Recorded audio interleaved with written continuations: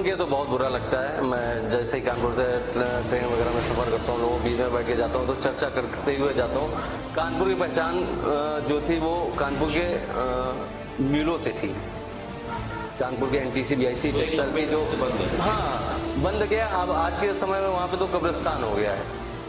आप देखें तो पहले चूंकि शमशान हो गया वहाँ पे, अब उसके कल पुर्जे तक नहीं बचे हैं। और वहाँ पे जो पुराने सांसद हैं उनकी तो नजरें ये थी कि इन मिलों को हटाकर यहाँ पे अपने फ्लैट बनाए जाएं। अच्छा, चर्चा करें जी। तो किस राजनीतिक पार्टी में आपका व्यक्तिगत आकर्षण रहता है? मेरा आकर्षण व्यक्तिगत किसी पार्टी से नहीं है। मेरा जो आकर्षण है वो ये है कि जो भी रोलिंग पार्टी आती है, जो पार्टी जीतती है, मैं उसके साथ जाऊंगा, क्योंकि विपक्ष में बैठ के आप काम नहीं करा सकते। विकास कराने में दिक्कतें होती हैं, बहुत ही दिक्कत आती है। मैं जो देख रहा हूँ कानपुर में अभी जी, तो जो भी पार्टी जीतती है मैं उसके साथ जाऊंगा। उनके साथ हम जुड़ेंगे। बिल्कुल। कानपुर के नमस्कार, स्वागत है आपका एक बार फिर से आपके अपने खास कार्यक्रम विजन भारत में। आज हम मौजूद हैं कानपुर संसदीय क्षेत्र में और हमारे साथ मौजूद है कानपुर लोकसभा से निर्दलीय प्रत्याशी आलोक मिश्रा जी। जी हाँ, कानपुर से दो ऐसे प्रत्याशी हैं जो एक ही नाम से हैं और ये चर्चा का विषय भी बना है कानपुर लोकसभा में। आलोक मिश्रा जी युवा हैं, समाज सेवक हैं और लगातार या जो मैंने उनके विषय में जानकारी प्राप्त की है, कोरोना काल से लेकर के अब तक उन्होंने कई ऐसे कार्य समाज के हित में किए हैं और लगातार वो करते रहते हैं निस्वार्थ भाव से। उनसे जानते हैं कि वो किस विजन के साथ इस लोकसभा चुनाव में उतरे हैं और कैसी तैयारियां चल रही हैं उनके चुनाव की। आलोक जी, बहुत बहुत स्वागत है आपका हमारे खास कार्यक्रम विजन भारत में। और सबसे पहला सवाल आपसे यही है कि क्या विजन है आपका अपना और क्या तैयारियां चल रही है वर्तमान में आपकी? बहुत बहुत धन्यवाद आपके इस कार्यक्रम में शिवम जी। तैयारियां तो कानपुर की स्थिति आप देख रहे हैं जी, किन हालातों से गुजर रहा है। कानपुर में बहुत सारे सांसद आए और चले गए और बहुत बड़े ब्रांड कहे जाने वाले लोग, फायर ब्रांड कहे जाने वाले लोग कानपुर के सांसद रहे हैं। बिल्कुल। लेकिन आज भी आप देखेंगे यहाँ की स्थितियां सब वैसे ही चरमरा रही हैं। विकास के नाम पे क्या हुआ है, भ्रष्टाचार है और कुछ नहीं, दिखा नहीं कुछ। जी, तो कानपुर के विकास के नाम पे अगर आप देखें, अभी तक क्या युवा युवा युवा हर जगह शोर मचा हुआ है। आज के भी समय में जो पुराने सांसद रहे हैं और देखेंगे तो उनके पुत्र ही चला रहे हैं सांसदी। अगर आप देखेंगे तो अब युवाओं में ये जोश है, तो उस जोश को लेकर मैं आया हूं और लोगों के घर घर तक जाना चाहता हूं। मैं कोरोना की पहली वेव में, कोविड काल में, मैंने देखा कि लोग भाग रहे थे घर, पानी नहीं, चप्पल नहीं, भागे जा रहे हैं घर। उस समय मैं यहाँ पे एक्टिव होके मैंने 46 दिन रसोई चलाई थी। अच्छा, हाँ, और जिसमें 1000 आदमी का डेली कच्चा और पक्का भोजन मैं डेली बांटता था। कुछ नहीं था हमारे पास, हम 4-6 लोग मिलके अपना एक संगठन बना के लोगों की सेवा कर रहे थे और उससे उबर पाए थे कि कोरोना की दूसरी वेव, ऑक्सीजन जैसी महामारी को, हाँ ट्राइमाम था, जब किसी के पास नहीं था। हमारे एक बहुत घनिष्ठ हैं श्रीवास्तव जी, उनका फोन आया कि आलोक, लग रहा है मैं अपनी माता जी को बचा नहीं पाऊंगा। मैं उस समय जिला पंचायत चुनाव बिंदगी में था, तो मैंने उनको वचन दिया, श्रीवास्तव जी ऑक्सीजन की वजह से, लखनऊ से फोन आया था कि ऑक्सीजन नहीं मिल रहा है, बहुत किल्लत है, लखनऊ जैसे शहर में थे वो, पूरे हाँ। तो मैंने उनको वचन दिया कि श्रीवास्तव जी आपकी माता जी को ऑक्सीजन की वजह से तो मैं कुछ नहीं होने दूंगा, बाकी प्रभु की इच्छा। और मैं यहाँ से 70-80 किलोमीटर दूर से वापस आके ऑक्सीजन गैस सिलेंडर लेके लखनऊ रात में 1:30-2 बजे देने गया। वो पहला 23 सितंबर था, मुझे याद है। उसके बाद से फिर देखा यहाँ त्राहिमाम। फिर हम अपने भाइयों से बैठ के कानपुर इंडस्ट्रियल एरिया फैक्ट्रियों से ऑक्सीजन गैस सिलेंडर ला के अपनी कार में घर घर तक लोगों के पहुंचाया। अच्छा, मैंने तो उसमें मैंने कोई जातिवाद भी नहीं देखा। आपके अगर हम कुछ पार्टियां हैं उनके जिला अध्यक्ष भी रहे हैं, उनको भी पता है, मैसेज पड़े हुए होंगे। आपका भाव केवल सेवा का भाव, सेवा का भाव था जो उस समय बिल्कुल। दर्द वो देख करके रात दिन मैं सो नहीं पाता था, एक और अपनी गाड़ी में सिलेंडर लाद के मैं पहुंचाने जाता था। तब मेरा एक मैसेज भी वायरल हुआ था कि कानपुर के सोनू सूद बने आलोक मिश्रा, ये मैसेज भी मेरा वायरल हुआ था।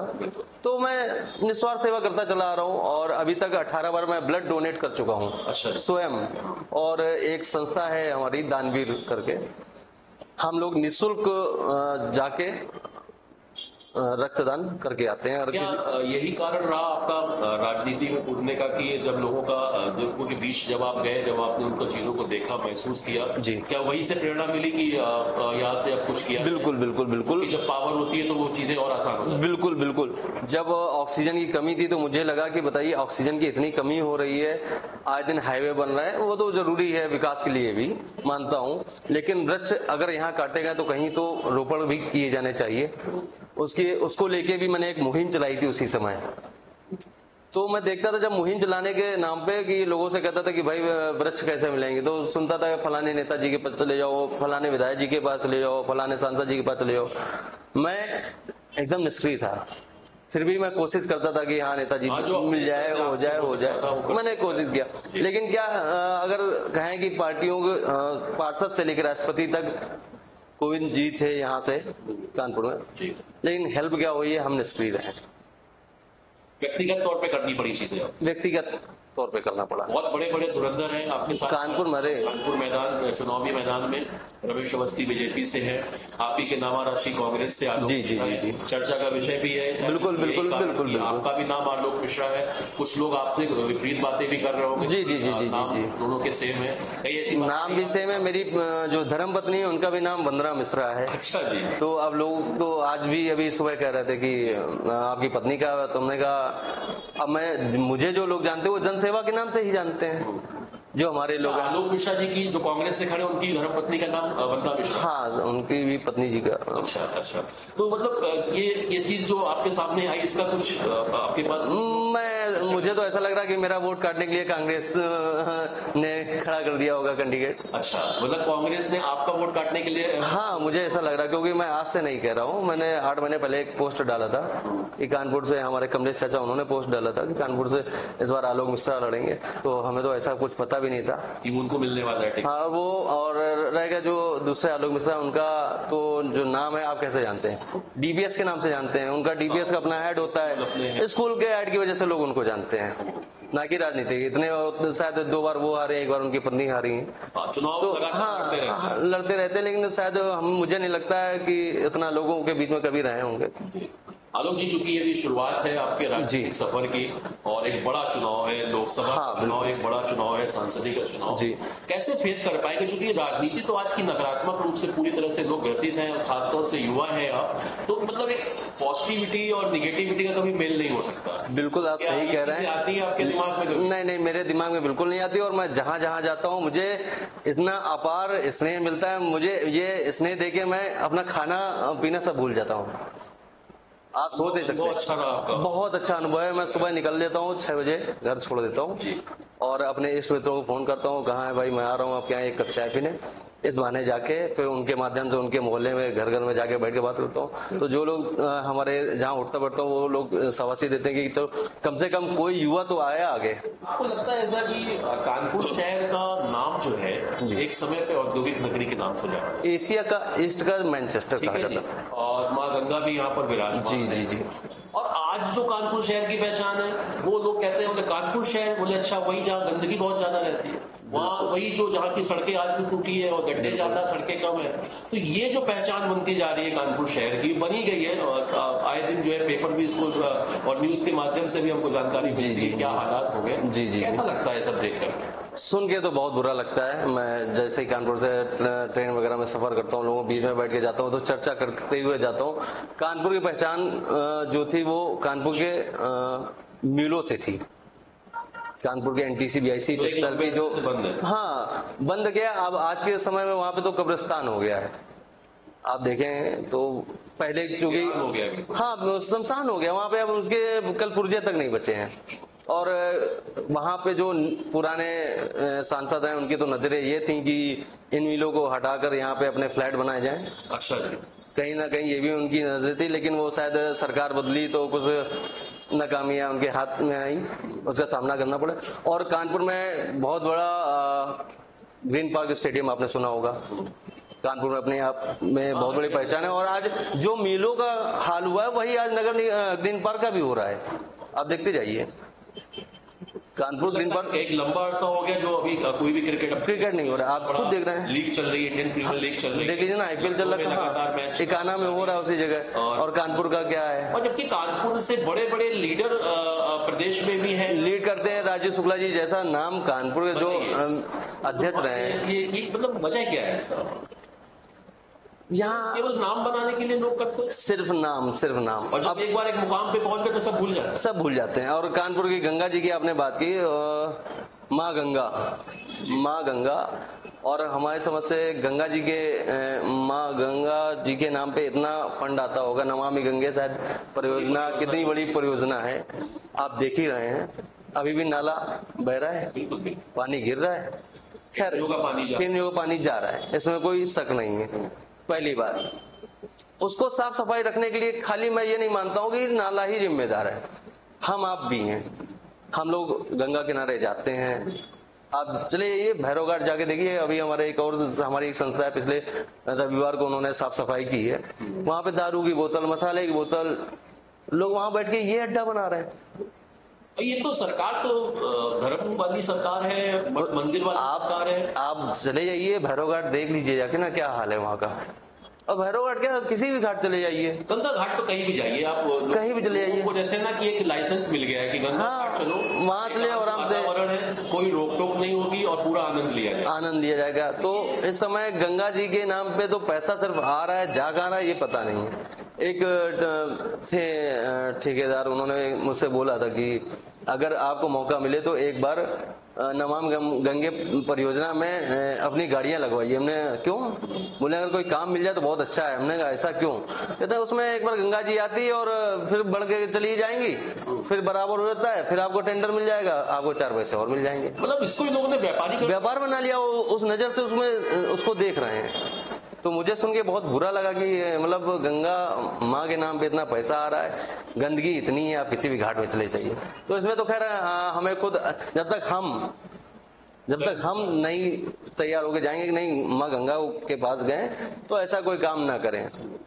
आप अच्छे मॉलों में जाते हैं, वहां क्यों नहीं मसाला थूकते हैं, वहां क्यों नहीं आप गिलास फेंकते हैं, बोतल फेंकते हैं। क्योंकि वहाँ गार्ड्स हैं, वहाँ पे इतने सीसीटीवी कैमरास हैं, तुरंत सिक्योरिटी वाला पकड़ेगा और तुरंत आपके जूते मिट्टी लगी होगी तो वो भी साफ करके आप जाओगे। और गंगा जी में देख लीजिए क्या, यही कारण है, यही सबसे बड़ा कारण है।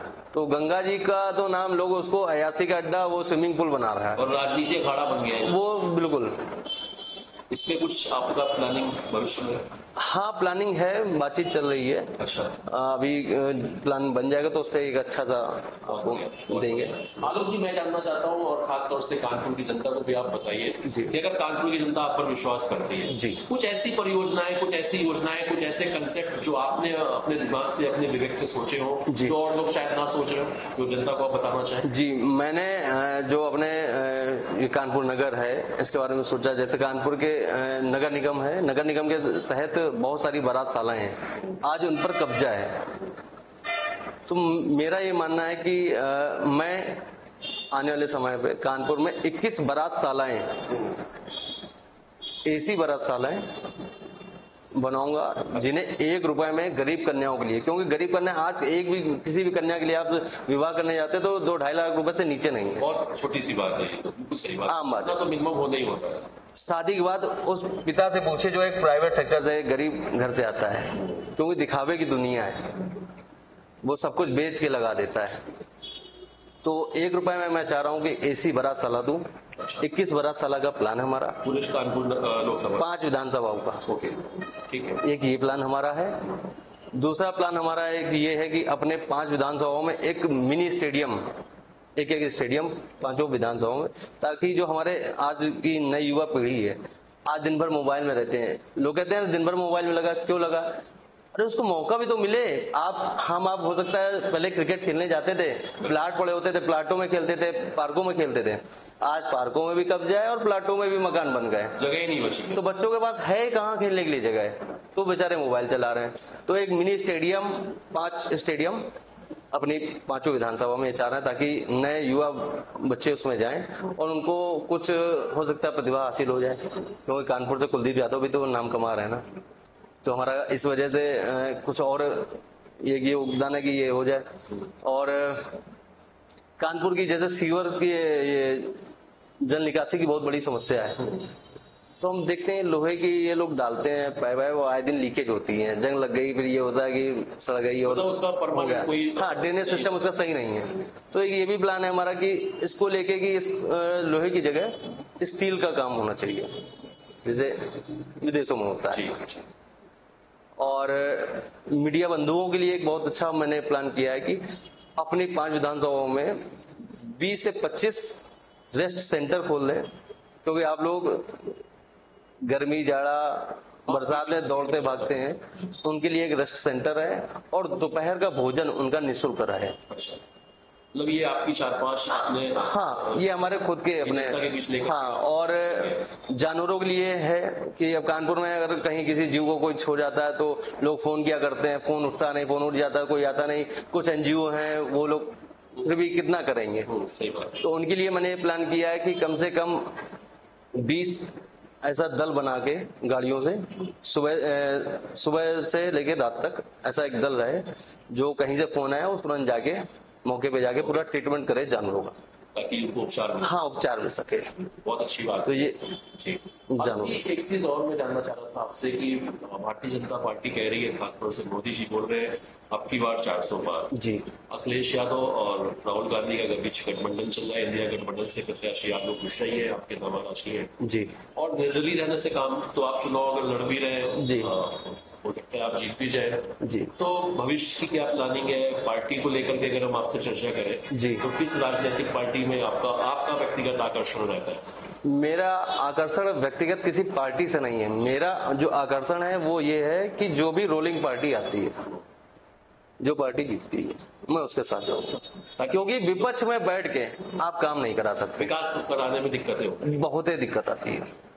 मैं जो देख रहा हूँ कानपुर में अभी जी, तो जो भी पार्टी जीतती है मैं उसके साथ जाऊंगा। उनके साथ हम जुड़ेंगे। बिल्कुल। कानपुर के युवाओं से अगर बात करें, चूंकि जैसे मैंने भी आपको पहले ही कहा ना कि नेगेटिव राजनीति का एक माहौल पूरा क्रिएट हो गया है, और मुझे लगता है कि अब युवा वर्ग जो है वो वोटिंग को लेकर के, मतदान को लेके अब लोगों में ज्यादा इंटरेस्ट नहीं रहा, मतलब लोग इसको छुट्टी का दिन मानते हैं। बिल्कुल। वो जो राजनीति से जुड़े हुए हैं या जो हमारे आप जैसे जो समाज से जुड़े हुए लोग हैं वही ज्यादातर जागरूक रहते हैं। बिल्कुल, बिल्कुल। लोग अपना बढ़िया नाश्ता, पकौड़े और चाय चलता है, गर्मी है तो ठंडा चलता है, और मुझे लगता नहीं कि वोट, और शायद यही कारण है कि जो है परसेंटेज कम होता जा रहा है, कम रहता है। बिल्कुल। तो कैसे देखते हैं आप इस चीज को? बिल्कुल सही कर रहे हैं कि वजह ये कि जो लड़के हैं उनको ये लगता है कि अब राजनीति जीत जाता है आदमी, निकल जाता है, हमारा काम क्या हो रहा है।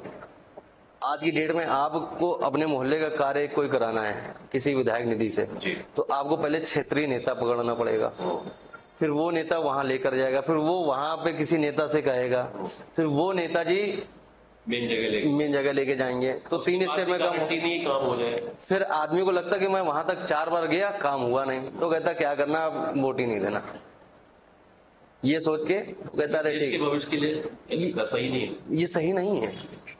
और ये तो मौलिक अधिकार है, लोगों को खुद सोचना चाहिए, करना चाहिए। मेरा ये भी मुद्दा है कि संडे को अपने वार्डों में बैठके करना, ताकि वहाँ की समस्याओं को सुनना और जानना चाहिए, जानना वहाँ का लोग उसकी मानसिकता क्या है। लोग चुनाव लड़ रहे हैं, लोगों को कानपुर की अभी भौगोलिक स्थिति पता ही नहीं है कि लोग क्या चाह रहे हैं। आप कानपुर का ट्रैफिक देख तो रहे हैं, 5 मिनट की जो रास्ता होती है वो आज 45 मिनट में आदमी 1 घंटा 45 मिनट में गुजार रहा है। तो सही बात। फुटपाथ आज बताइए, आज की डेट में कानपुर में कहीं फुटपाथ बचा है क्या? सब कब्जे हो गए, सब कब्जे हो चुके हैं। आलोक जी, आपने कीमती समय दिया, आपका एक जो है समय कीमती है, लगातार जनता के बीच जाना है। आखिरी क्या संदेश कानपुर की जनता को आपकी तरफ से? कानपुर की जनता से सिर्फ इतना कहूंगा, सोच समझकर वोट दें और एक बार किसी युवा को अच्छा सपोर्ट करें। अगर आपको लग रहा है कि कोई युवा अगर कुछ बदल सकता है तो एक बार मौका जरूर दें।